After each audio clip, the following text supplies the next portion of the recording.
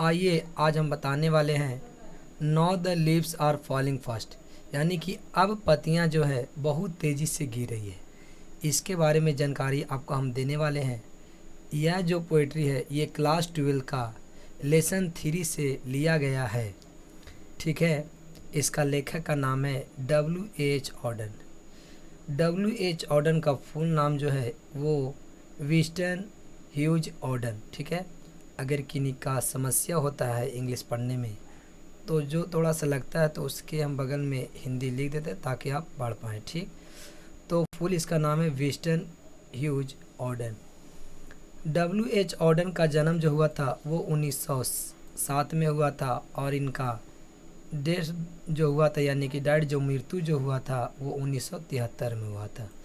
ठीक, यहाँ तक आप लोग के समझ में आया होगा कि now the leaves are falling fast जो है यह W.H. ऑर्डन के द्वारा लिखा गया है।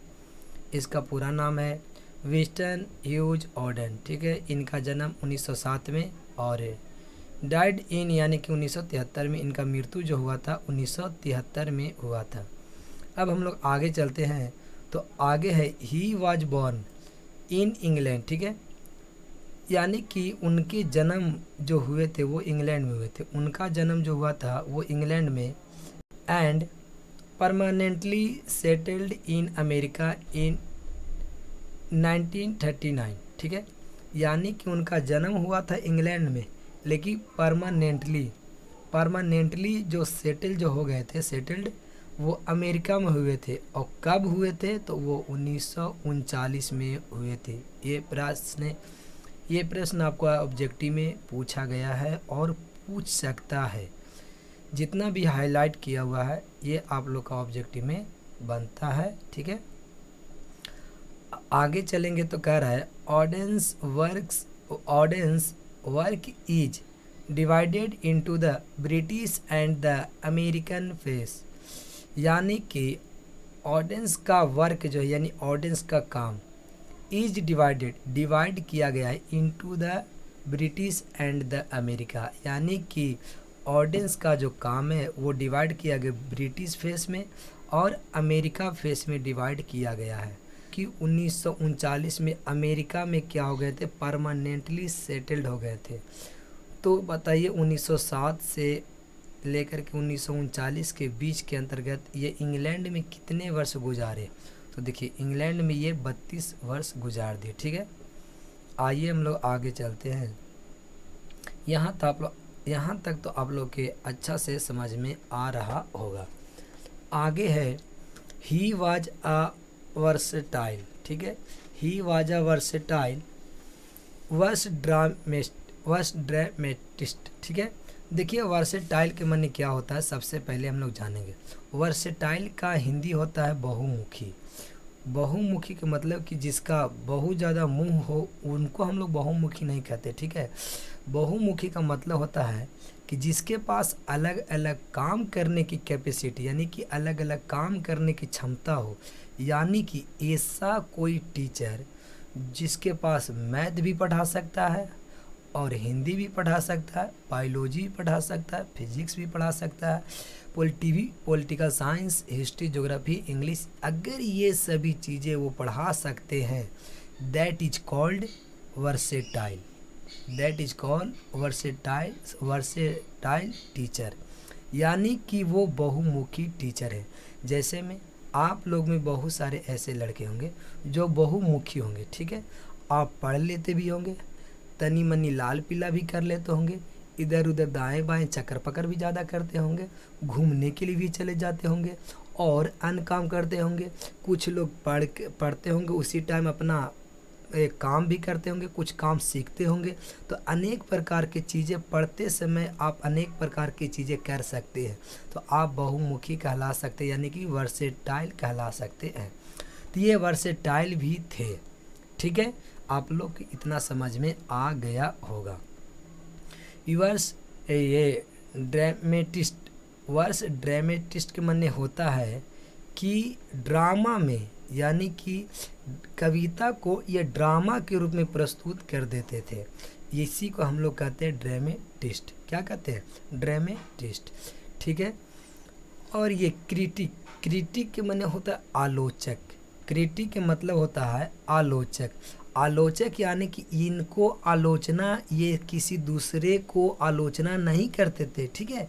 जबकि ये आलोचक के मतलब यहाँ पास अर्थ यह है कि अगर कोई इंसान गलती कर रहा है तो ये तुरंत बोल देते थे कि ये आप गलत कर रही, ये ऐसे आपको नहीं करना चाहिए, ये आप गलत रास्ते पे चल रहे हैं। तो इस प्रकार के ये दूसरे को आलोचक करते थे, एकदम सही रास्ता दिखाते थे, ये ना कि गलत रास्ता कि किसी को आलोचक में ऐसे नीचा दिखा रहे हो, नहीं, गलत के लिए ये बोला करते थे। इन्हीं यहाँ पास आलोचक का मतलब यही शब्द है, ठीक है। ट्रांसलेटर एंड एडिटर, और ये ट्रांसलेटर भी थे एंड एडिटर भी थे, यानी कि संपादक भी थे। तो हम लोग आगे चलते हैं। कह रहे ही वोन द पुलिट्जर प्राइज, ठीक है, पुलिट्जर प्राइज इन 1948, ठीक है, यानी कि उन्होंने 1948 में पुलिट्जर प्राइज जीता था फॉर हिज कलेक्शन, यानी कि वो अपने संग्रह से, कौन संग्रह से, तो इनका संग्रह का नाम था द एज ऑफ एंग्जाइटी।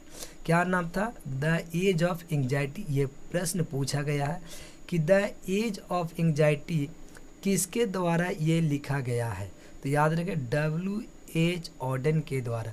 तो देखिए यहाँ पास जो कर he won the Pulitzer prize in 1948 for his collection, वह अपने संग्रह से 1948 में ये पुलिट्जर प्राइज जीते थे, और वो संग्रह के क्या नाम था? द एज ऑफ एंग्जाइटी, ठीक है।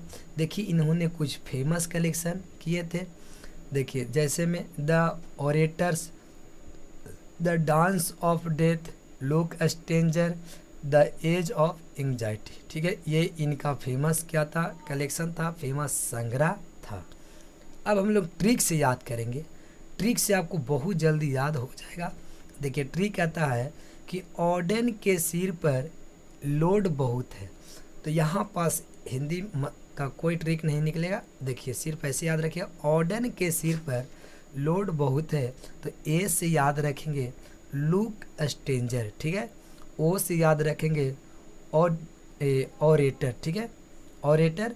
और फिर ए से याद रखेंगे age of anxiety, age of anxiety. और डी से याद रखेंगे डांस ऑफ डेथ। तो दोस्तों हम कहना यह चाहते हैं कि लुक स्ट्रेंजर को छोड़ कर के द ऑरेटर्स, इसमें ए द लगा दीजिएगा, द एज ऑफ एंग्जाइटी लगा दीजिएगा, और डांस ऑफ डेथ में भी आगे द है तो द लगा दीजिएगा। ऐसे आपको ट्रिक से ये चारों याद रहेगा कि ऑडेन के द्वारा जो लिखा गया है, ये ट्रिक से ऑडेन के सिर पे लोड बहुत है, LOAD, ठीक है। तो ए से लुक स्ट्रेंजर, ओ से ऑडेटर, एज, ए से एज ऑफ एंग्जाइटी, और डी से डांस ऑफ डेथ, ठीक है। अब हम लोग शुरू करते हैं पोएम, ठीक है। अब यहाँ से शुरू होगा poem. Now the leaves are falling fast. यह पोएम जो है ये बताइए किस प्रकार का पोएम है? ये लिरिक्स है। क्या है? एक लिरिक्स है। आइए हम लोग देखते हैं अगला लाइन क्या है। This poem has been taken from his collection. इस पोएम में लिया गया है, यानी इस पोएम में has been taken from his collection, अपने संग्रह से लिया गया। किस संग्रह से लिया गया? कि लुक स्ट्रेंजर से लिया गया है। Now the leaves are falling fast जो लिखा गया है, क्या ये लुक स्ट्रेंजर से लिया गया है? ऑरेटर से में से लिया गया है? कि एज ऑफ एंग्जाइटी में से लिया गया है? कि डांस ऑफ डेथ? तो दोस्तों द एज ऑफ एंग्जाइटी में से लिया गया है। Now the leaves are falling fast, अब पत्तियां जो है से बहुत तेज़ी से गिर रही है। अब हम चलते हैं आगे। थीम, इनका थीम क्या है? ठीक है, इनका थीम क्या है? Themes intact the frustration. Intact मतलब कि प्रदर्शित करता है। क्या करता है? प्रदर्शित करता है द फ्रस्ट्रेशन, यानी निराशा के बारे में, ऑफ ह्यूमन लाइफ, यानी मानव के जो ज़िंदगी है, ह्यूमन लाइफ यानी मानव के जो ज़िंदगी है, मानव के ज़िंदगी के निराशा के बारे में इंटैक्ट करता है यानी कि प्रदर्शित करता है इस पोएम के माध्यम से कि now the leaves are falling fast, कि अब पत्तियां गिर रही है। ठीक इसी प्रकार से मानव भी किस प्रकार से गिर रहे हैं, यानी मानव भी इसी प्रकार से गिर रहे हैं। ये पोएम के माध्यम से बताना चाहता है कवि। ठीक है, आगे चला जाए। चलिए आगे हम लोग चलते हैं। देखिए अब लाते हैं आगे, यहाँ से होता है पोएम के start. Now the leaves are falling fast, अब पत्तियाँ बहुत तेज़ी से गिर रही है। Nurses plants flowers will not last, यानी कि nurses plants flowers will not last, यानी नर्सिस मने प्लांट। देखिए नर्सिस के मतलब होता है प्लांट, जो छोटे छोटे जो पौधे होते हैं, छोटे छोटे पौधे, वो फ्लावर्स विल नॉट लास्ट, यानी छोटे छोटे पौधे जो होते हैं, अगर वो पत्ती जब गिरेगा छोटे छोटे पौधा पर तो वो भी नहीं बचेगा। यानी कहने का मतलब है कि ये आपको पेड़ जो इतना बड़ा बड़ा जो दिखाई दे रहा है, इसके नीचे जो यहाँ पास आपको दिखाई दे रहा होगा छोटा छोटा, देखिए यहाँ पास आपको ये छोटा छोटा आपको दिखाई दे रहा होगा पौधा, तो इसी को हम लोग बोलते हैं नर्स। क्या बोलते हैं? ठीक, नर्स। यानी कि ये छोटे छोटे जो पौधे हैं, अगर बड़े बड़े पत्तियां जो अब गिर रहा है ये छोटे छोटे पौधे पर, अब वो भी छोटे छोटे पौधे भी अब नहीं बचेंगे। तो ये कहना यही चाहता है कि नर्स यानी कि प्लांट, नर्स यानी कि प्लांट पौधा, फ्लावर्स विल नॉट, जो now the leaves are falling fast, यानी पत्तियां अब तेज़ी से जो गिर रही है, ठीक उसी प्रकार से छोटे छोटे पौधे जब उनके ऊपर गिरे तो वो भी नहीं बचेंगे। यानी कहने का मतलब ये कवि कहना यह चाहता है, यहाँ पेड़ के माध्यम से समझाना चाहता है कि कवि बताता है कि मानव का जीवन के बारे में, किसके बारे में? देखिए मानव के जीवन के बारे में बताना चाहता है कि मानव जिस तरह से प्रोसेस करता है, जैसे में मानव जिस प्रकार से प्रोसेस करता है जब छोटा बच्चा रहता है, ठीक है, तो पहले मानव छोटा बच्चा होता है और धीरे धीरे धीरे फिर बड़ा होता है, फिर स्कूल, कॉलेज, शादी, विवाह, फिर उनके बच्चे होते हैं और फिर वो बूढ़े हो जाते हैं। इसी बारे में कवि बताना चाहता है कि जिस प्रकार से मानव, बूढ़े लोग बहुत तेज़ी से गुजर रहे हैं, बहुत तेज़ी से, मतलब कि उनको बहुत तेज़ी से अंत हो रहा है, ठीक उसी प्रकार से पत्तियां बहुत तेज़ी से गिर रही है और इतना ज़्यादा तेज़ी से गिर रही है कि छोटे छोटे पेड़ पौधे भी नहीं बच पाएंगे। कवि यही कहना चाहता है और यही पेड़ के माध्यम से मानव को समझाना चाहता है कि बुजुर्ग लोग जो हैं बहुत तेज़ी से गुजर रहे हैं, यानी कि बहुत तेज़ी से वो उनका मृत्यु हो रहा है, जिसके कारण छोटे छोटे बच्चों को विकसित होने में बहुत टाइम लगेगा, यानी उनका विकसित नहीं हो पाएगा। बुजुर्ग लोग रहते हैं, बूढ़े लोग रहते हैं, वो बच्चों के साथ खेलना पसंद करते हैं और सिखाते भी हैं। कहना कभी यही चाहता है। समझ में आप लोग के आ गया होगा।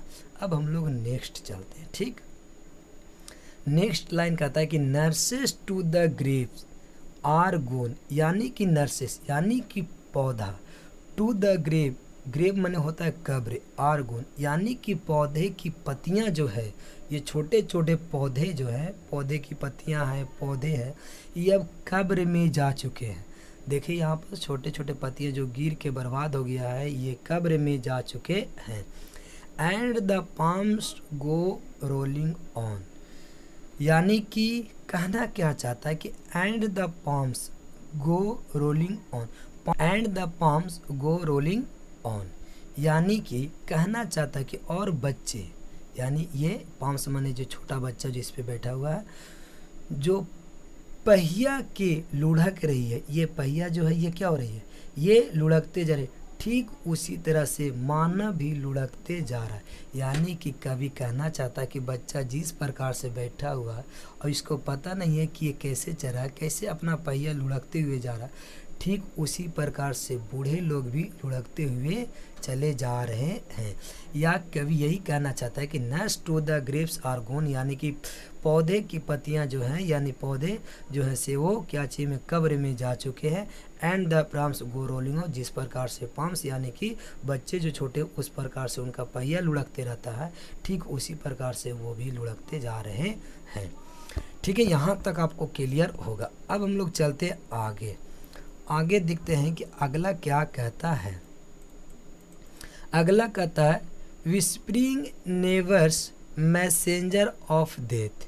Whispering never messenger of death, कहने का मतलब यह हो गया कि जो मौत के फरिश्ते हैं, जो मौत के फरिश्ते हैं, जो दूत हैं मौत के, जो वो क्या करते हैं, वो लेफ्ट और राइट ये घूमे, वो हमारे पड़ोसी बने हुए, यानी कि विस्परिंग नेवर्स यानी मैसेंजर ऑफ डेथ, मौत के जो फरिश्ता है वो मेरे दाएं बाएं ये घूम रहे हैं और इंतज़ार कर रहे हैं कि ये कब मरे। ठीक है, pluck age from the real delight. और वो पल्क यानी कि पल्क माने क्या होता है कि तोड़ना। ठीक है, पल्क माने तोड़ना। अस यानी कि हम लोग को तोड़कर, from the real D light यानी कि हम लोग को तोड़ करके अलग कर देना चाहते हैं रियल डिलाइट, यानी रियल में वास्तविक दुनिया से, वास्तविक खुशी से। डिलाइट तो वास्तविक खुशी से, रियल यानी कि रियल में वास्तविक होता है। तो प्लग अस हम लोग को तोड़ना चाहता है। कौन तोड़ना चाहता है? हमारे आसपास लेफ्ट राइट जो भटक रहे हैं। कौन भटक रहे? तो हमारे मौत भटक रहे, जो इंतज़ार करते हैं कि कब मरे। ठीक है, ये जो हमारा फरिश्ते जो भटक रहे हैं कि जैसे आप मरे, उसके इंतज़ार में।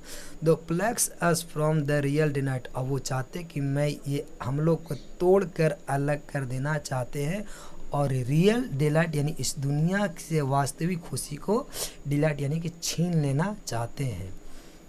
And the active hands must freeze, यानी कि एंड द एक्टिव हैंड्स, जो मेरा हाथ एक्टिव है, एक्टिव का मतलब सक्रिय रूप से है, जब मरने के बाद, क्या जी होने के बाद, मरने के बाद मस्ट फ्रीज जम जाता है। देखिएगा, अगर कोई इंसान मर जाता है, उसको 2 दिन के बाद आप उठाइएगा, हाथ को मोड़िएगा। अभी आप जहाँ मन में आए तहाँ आप बाल झाड़ सकते हैं, हाथ से मेकअप कर सकते हैं, बहुत बढ़िया सुंदर एकदम सगरो लगा सकते हैं, क्रीम पाउडर। तो अभी आप जैसे पाए वैसे आपको एक्टिव हैंड है। किसी इंसान का मौत हो जाता है, ठीक है, अगर किसी इंसान का मौत हो जाता है और मौत होने के बाद उनको यदि हाथ के उठाइएगा तो देखिएगा हाथ को 2 दिन के बाद उठाने से उठेगा, एकदम फ्रीज की तरह हड्डी जम जाएगा, एकदम कड़ कड़ आवाज़ करेगा, जैसे लगता है कि गठिया बीमारी हो ले।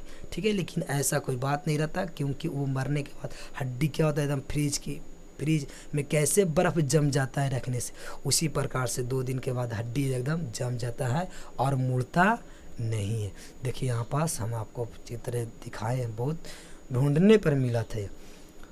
लोनली ऑन द सेपरेट नीज, यानी कि लोनली ऑन द सेपरेट नीज, कहने का मतलब होता है कि जब कोई इंसान, लोनली ऑन द सेपरेट नीज यानी जब कोई इंसान इस दुनिया को छोड़कर चला जाता है तो उनका हाथ जब होता है सेपरेट नीज यानी कि ठेहुना पर, जहाँ तहाँ सेपरेट के रूप में रख दिया जाता है।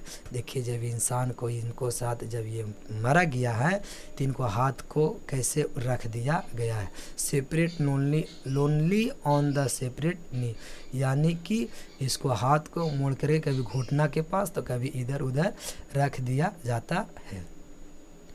अब हम लोग आते हैं नेक्स्ट आगे कहता है कि dead in hundreds at the back, यानी कि जब इंसान का जब मौत होता है, dead in hundred at the back, ठीक 100 लोग, यानी कि कहने का मतलब यह हो गया कि dead in hundred at the back, यानी कि कवि यहाँ कहना यह चाहता है कि जब किसी इंसान का मौत हो जाता है तो उसके पीछे लोग सैकड़ों रहते हैं।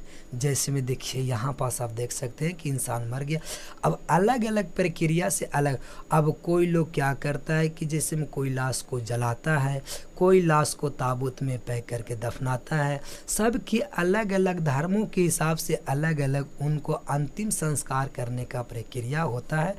हम लोग हिंदू धर्म में होता है कि इंसान को जलाया जाता है, और जबकि ये ताबूत में पैक किया करता है, जो जैसे में इंग्लैंड के लोग हो गया, सब विदेशी लोग, मुस्लिम में हो गया, ये सब क्या करते हैं ताबूत में पैक करके वो दफना देते हैं। ठीक है, तो कहना यही चाहता है कि dead in handed at the back, कवि कहना यह चाहता है कि जब किसी इंसान का मौत हो जाती है तो उसके पीछे सैकड़ों लोग रहते हैं, और सैकड़ों लोग वही प्रक्रिया करते हैं जो हम लोग 100 वर्ष पहले से आते आ रहे हैं बैक, यानी 100 वर्ष पहले मौत अगर पहले भी होता था तो लोग जलाते थे, आज भी हम लोग उसी बैक यानी उसी का फॉलो करते आ रहे हैं। तो follow wooden in our track, यानी कि ठीक उसी प्रकार से सभी लोग क्या करते हैं, फॉलो करते हैं, और फॉलो करना पड़ता है हम लोग। तो follow wooden in our tracks, हम लोग का वही प्रक्रिया का फॉलो करना पड़ता है। ये नहीं कि हम लोग अलग प्रक्रिया, पहले के लोग हमारे बुजुर्ग लोग यानी कि हिंदू धर्म में इंसान को जलाया जाता था, तो ये नहीं कि हम लोग अपना प्रक्रिया कि नहीं हम लोग दफनाएंगे, ऐसा कोई बात नहीं। हमारा बुजुर्गों लोग अगर वो जलाने की प्रक्रिया था तो आज भी हम लोग अंतिम संस्कार जब होता है तो वो जलाते ही हैं। तो सब अपने अपने पूर्वजों के द्वारा 100 साल पहले यानी और उससे ज़्यादा पहले जो दिया गया, जो पूर्वजों के द्वारा जो धर्म जो दिया गया ये संस्कार, मतलब कि मरने के बाद किस प्रकार से काम करना, हम लोग वही चीज़ को फॉलो करना चाहते हैं। कभी यही कहना चाहता है बस। ठीक है, आप लोग इतना समझदार है कि नहीं, आप लोग के समझ में आ रहा होगा। ठीक है, आगे कहता है कि आर्म्स रेज्ड स्टिफली टू रिप्रूव। ठीक है, आर्म्स रिचर्ड स्टिफली टू रिप्रूव, यानी कि कभी आर्म्स रिजर्ड के मतलब होता है कि जब कभी भी किसी इंसान को डेथ होगा तो रिजर्ड मतलब कि आर्म्स मतलब बाजू पर उठाएगा। कहाँ पर उठाएगा, तो आर्म्स माने तो आप लोग जानते हैं बाजू पर उठाएगा, अरेज मतलब कि उठाना। ठीक है, ये दूसरा रूप है, तो आप लोग तो इसके मतलब अच्छा से जानते हो। आर्म्स माने हो गया बाजू और रेज माने होता है उठाना। ठीक है, तो इसका दूसरा रूप है, तो अपने बाजू पर उठाया स्टीफली, यानी कि स्टीफली टू रिप्रूव, यानी कि जब इंसान को जब डेथ होता है तो अपने कंधों पर उठाता है और लेकर के जाता है। लेके जाने वाले को पता है, स्टीफली यानी कि लेके जाने वाले, टू द रिप्रूव लेके जाने वालों को पता है कि इसका आखिरी मुलाकात है। किसका, देखिए इसको ले जा रहा है, ये देखिए कंधे पर उठाए हुए है, इसका क्या है, आखिरी मुलाकात है। फिर भी ना जाने लोग कितने बार इस कंधे को चेंज करते हैं। स्टीफली टू रिप्रूव, यानी कि कहना कभी यह चाहता है कि आर्म्स रिजर्ड स्टीफली टू रिप्रूव, यानी कि कंधे पर उठाते हैं, स्टीफली टू रिप्रूव जब ले करके जाते हैं, और लेके जाने के बाद और जबकि हम लोग का पता है कि इस इंसान का जो है हम लोग से आखिरी मुलाकात है, फिर भी ना जाने हम लोग कंधे बदल बदल करके लेके जाते हैं। और यहाँ लोग एक दूसरे से वादा करते हैं कि ज़िंदगी भर साथ देंगे। यहाँ कोई किसी का साथ निभाने वाला और साथ देने वाला नहीं है। लोग यहाँ अर्थी और जनाजा भी लेके जाते हैं ना, 2 कदम कंधे बदल बदल के लेके जाते हैं, जबकि उन्हें को पता है कि इंसान से के साथ मुझे आज आखिरी मुलाकात है। और in falls the attitude for love, और ये प्यार का नज़रिया जो है एकदम फॉल्स है। एटीट्यूड्स माने होता है नज़रिया, तो ये इन फॉल्स यानी फॉल्स माने ये फालतू, ये प्यार के जो नज़रिया जो दिखाता है, और जो लोग कहते हैं एक दूसरे से वादा करते हैं कि हम ज़िंदगी भर साथ निभाएंगे, कोई किसी के साथ नहीं निभाता है। लोग जब अर्थी और जनाजा भी लेके जाते हैं ना, तो 2 कदम 10 कदम जितना कदम भी लेके जाते हैं, उनको पता है कंधे बदल बदल के ले जाते हैं, जबकि पता है कि ये आखिरी मुलाकात है। कवि यही समझाना यहाँ चाहता है। आगे चलते हैं, अगला क्या कहता है, स्ट्राविंग दो द लीफलेस वुड। ठीक है, यानी कि स्ट्राविंग दो द लीफलेस वुड, स्ट्राविंग के माने होता है भूख। ठीक है, भूख से तड़पता हुआ, लीफ माने पत्ती, यानी कि भूख से तड़पता हुआ, लीफलेस यानी कि पत्ती नहीं है, वुड सिर्फ लकड़ी। देखिए कवि कहना ये चाहता है कि पेड़ जो है से भूख से तड़पता हुआ बिना पत्ती के, यानी अगर पत्ती नहीं रहेगा तो बताइए, तो अगर पत्ती नहीं रहेगा तो प्रकाश संश्लेषण नहीं होगा, और प्रकाश संश्लेषण नहीं होगा तो भोजन नहीं बना पाएगा। तो बताइए ये भूखे पेड़ तड़पेगा कि नहीं तड़पेगा। तो कवि कहना चाहता है लीफलेस वुड यानी कि पत्ती रहित, क्या चीज रहित, पत्ती रहित जंगल में भूख से तड़पता हुआ ये पौधे जो हैं से क्या कर रहे हैं, जो आपको दिखाई दे रहे हैं। तो बताइए इस पौधे पर कौन लोग आएंगे खाने के लिए। Trolls run scolding for their food, यानी कि यहाँ लोग राक्षस इधर से उधर घूमते रहते हैं और भटकते रहते हैं। देखिए ये सब दरिंदे लोग जो है से, ये राक्षस लोग, ये लोग क्या करते हैं, इधर से उधर भटकते रहते हैं। कभी यही कहना चाहता है studying through the leafless would, यानी कि पत्तियाँ जो पत्ती रहित जो पत्तियाँ हैं पेड़ पौधे में नहीं है, वो भूख से तड़प रहे हैं। और ये ट्रूल्स मन होता है कि दरिंदे, समझे, राक्षस। Trolls run scolding for the their food, वो अपने भोजन की तलाश में इधर से उधर भटकते रहते हैं और इसको भी भोजन नहीं मिल पा रहा है, क्योंकि पत्ती ने तो पेड़ पौधे में, इसमें यहाँ पास कौन आएगा, लोग मांसाहारी कोई नहीं आ सकता, तो दरिंदे लोग आएंगे, राक्षस लोग आएंगे। कवि यही कहना चाहता है। अब आइए, at the Nightingale is dumb, यानी एट द नाइटेंगल माने तो बुलबुल। अब बुलबुल भी ऐसे गूंगी हो गई है, तो भाई क्यों ना होगा बुलबुल गूंगी। अब पक्षियाँ कहाँ से चिहचा पाएगी, ना पेड़ है ना पौधा है ना खाने को, उसको क्या मिलेगा। तो वो भी कहता है कभी कि अब बुलबुल भी है, पक्षियाँ जो है ये सब गूंगी हो गई है, Nightingale. And the angle will not come, यानी कि अब जो फरिश्ते हैं, देवदूत हैं, वो वापस भी नहीं आ सकते हैं। तो एट द एंगल, देवदूत फरिश्ते, विल नॉट कम, अब फरिश्ते देवदूत नहीं आ सकते। एंगल में होता है देवदूत, फरिश्ता भी नहीं आ सकता है। कोल्ड इंट की जो प्यारी प्यारी चोटियां हैं, जो काफ़ी ज़्यादा कोल्ड है, क्या है, पर्वत की प्यारी प्यारी, माउंटेन्स लवली हेड, पर्वत की जो प्यारी प्यारी क्या है, चोटियां हैं, वो काफ़ी ज़्यादा कोल्ड में यानी कि ठंडा है। जिस पर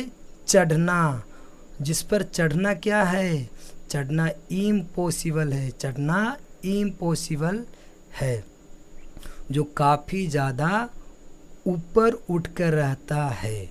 यानी कि कवि कहना यह चाहता है कि माउंटेन्स लवली हेड, यानी कि माउंटेन की जो चोटियां हैं प्यारी प्यारी ठंडी ठंडी, वो अब असंभव है, जो बहुत ज़्यादा काफ़ी ऊंचा है। Whose white waterfall could bless travels in theirs last D trace, यानी कि वूज वाइट वाटरफॉल, यानी कि अब यहाँ वाटरफॉल के रूप में could bless travels in their last ड्रिस्ट, जब ये लोग यहाँ घूमने के लिए आते हैं तो वाटरफॉल यानी जो यहाँ से देखिए, यहाँ से जैसे मान लीजिए यहाँ से ये चोटियाँ से जो पानी गिरती है तो लोग इसको पानी पी करके, जो यात्रा करने आते हैं यही सब पानी पी करके वो अपना लास्ट ज़िंदगी गुजारते हैं। कवि यही कहना चाहता है। तो दोस्तों ये आपको हम पोएट्री बता दिए हैं, हर एक लाइन के बारे में जानकारी दे दिए हैं। अब आपको कैसा लगा कमेंट में बताइएगा, ताकि नेक्स्ट वीडियो भी हम आपके लिए बना के इस प्रकार से डाल सकें। तो दोस्तों जय हिंद, जय भारत।